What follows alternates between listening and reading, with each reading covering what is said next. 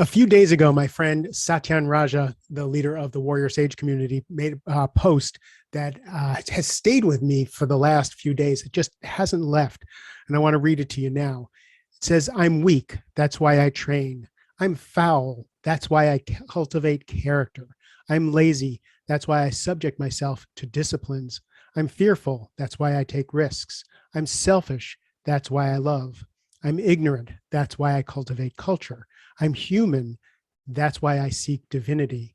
I realized my predilections and propensities are just that. And the power of my choice is far greater than my nature.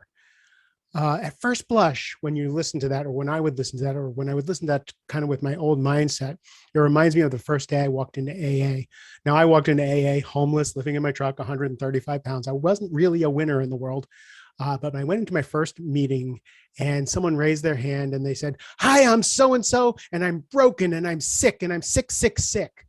Now, I understand that for alcoholics, we really do need to admit that we really have fucked up in life and that our counters are to zero and we need to do something. But I really didn't like that declaration that they were sick, sick, sick. And I didn't get that from Satyen's post. What I got was he knew the human condition. He knows the human condition so well and our predilections to some of the negative stuff. So what he does is he does the opposite. When I'm fearful, I take risks, right? When I'm lazy, I cultivate discipline. And what I get from that is something that I've been working with for a really long time, and that's being my created self. I often get people ask me, Mark, how do I get my mind off of all these worries? How do I stop worrying about this? How do I worry about that? How do I stop obsessing? How do I stop doing this? How do I stop doing that? And for me, I have to somehow get them to transcend the automatic. So for me, the automatic, I was an alcoholic, a drug addict, a sex addict. I really didn't have life skills. And I had these addictions and these ways of being that were very destructive to myself. So I went to AA, I went to Narcotics Anonymous, I even went to Debtors Anonymous to learn new ways of being. What that taught me was who I was isn't who I have to be. Now, let me say that again. Who I was isn't who I have to be. You're a different person every day. Every time you open your eyes and you remember who you were, you remember all your hurts, you remember all your belief systems, you remember all the things from childhood that you decided you were, that people told you you were, and all the negative stuff that goes in your mind. So when all that negative stuff comes in your mind, what I tell my clients when they're calling me and they're like, I can't shut up this chatter, is that your attention is not going to automatically go to something better. You really have to wrestle your attention because it's kind of like a downhill slide. That worry is addictive, right? Now the people who were scared, our ancestors who were scared and ran away, are the ones who survived. We're not in the same situation now, so that fear isn't serving us in the same way. So let's go back to what Satyen was talking about. He actually cultivated a new way of being in each of these areas of his life. So for me, I have what I call a declaration, a manifesto. Mentor and coach Steve Hardison and my friend John Morgan taught me how to create myself with my words. So my meditation for myself and my manifesto and my declaration for myself of who I'm creating myself to be starts out with, I am a man grounded in God with the heart of a lion. I am a man grounded in God with the heart of a lion.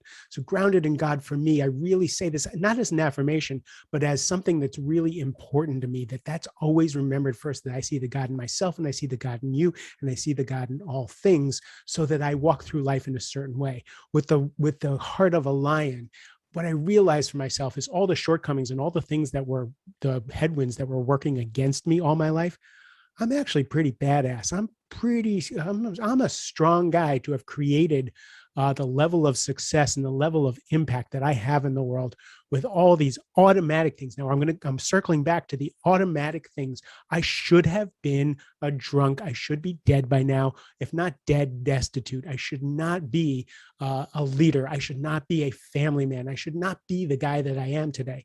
It's all this Herculean effort in creating this new person. So I am a man grounded in God with the heart of a lion. I create my world with my intention. I create the world with my words and my intention and my deeds, right? So that's in my declaration. So I'm creating myself every single day. The next line for me, one of the things that really has plagued me because of my past, was that I always say that I've been ill-equipped for this world. I've never been equipped to make it in this world. So part of my declaration and creating myself is I am capable and well-equipped to thrive in this world. I am capable and well-equipped to thrive in this world. So I create myself every day. How do I do that? I take good habits. I eat healthy. I exercise. I surround myself with amazing people. I take my money and I throw it at workshops and things. Now, that can be a treadmill too, but we're not talking about the holy grail and the endless seeking.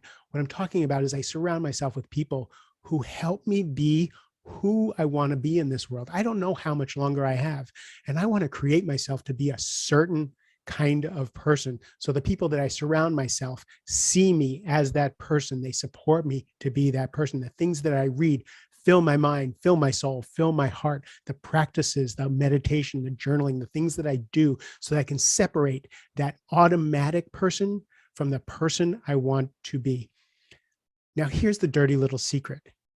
You are a created person anyway. You were created by the things that happened to you when you were a child, then the things you thought about the things that happened to you as a child. Remember that. Remember Erin File, who was on my podcast, when I was talking to her about being molested, and she says, no, your problem is what you think about you being molested. So when things happen to us as a child, we make decisions and choices, and we decide life is a certain way. Then people in our lives tell us, you're the artistic one, you're the fuck up, you're this, you're that. And we start to take that stuff on. So all those things, all those outside inputs, and then all our belief systems that we create from it, create us into being a person. Now, I've talked about Steve Chandler's book, Reinventing Yourself. Reinventing yourself is great, but again, the premise of it is everything we're talking about here. You don't have to be the person you were yesterday. You can acquire skills. You can acquire new ways of being. You can shift who this is because it's a fluid thing. So if you woke up this morning, great news. You get to be a new person and you can try on new things. You can change your hair color. You can grow facial hair. I remember when I was thinking of myself too much as a kid, I went and bought a 4-door Honda Accord because that was my adult car.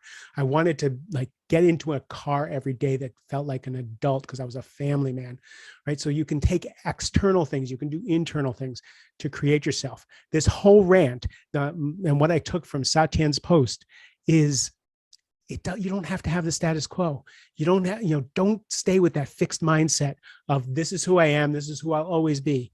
You can be whoever you want. Okay. I'm never going to be a basketball player, but within reason, I can be whoever I want.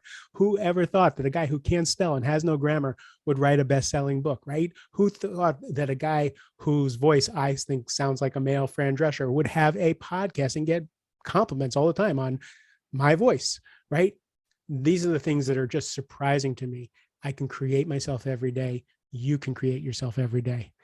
I love you a ton. I hope this landed.